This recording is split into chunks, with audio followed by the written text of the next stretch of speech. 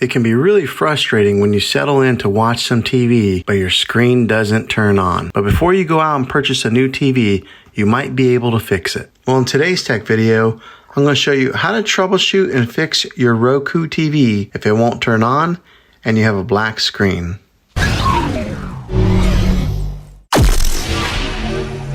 I'm going to show you a few easy methods that may fix your problem and get you back up and running again. Now, the first one is to change the batteries on your remote control. A fresh set of batteries might be all that you need to power your TV on. So go ahead and give this a try. The second method is to unplug your TV from the wall outlet for 60 seconds. Now, don't be impatient here. Wait the whole 60 seconds. This is very different from turning your TV on and off with a remote control, so make sure you do it this way. The next method would be to unplug your TV again and hold the power button on the TV for 30 seconds. I'm talking about the TV itself. This is what we call a hard reset of your TV, and it'll drain any power in your device. Then plug it back in and try turning it on again. If this worked, then great. If not, let's go ahead and move on to the next one. The next method would be to plug the TV into a different wall outlet. Not the one that you have it plugged in now, maybe into a different room even. You might have a particular wall outlet that went bad,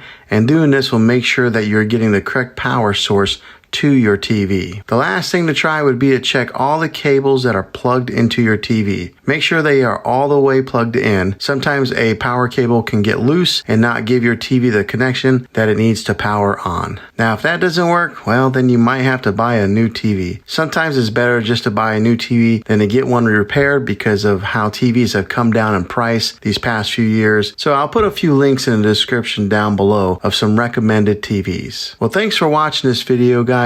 Hopefully it was helpful for you. If it was, go ahead and click a thumbs up on it. Go ahead and subscribe to my channel. I make tech videos all the time, and I would love to have you back in the next one. Take care.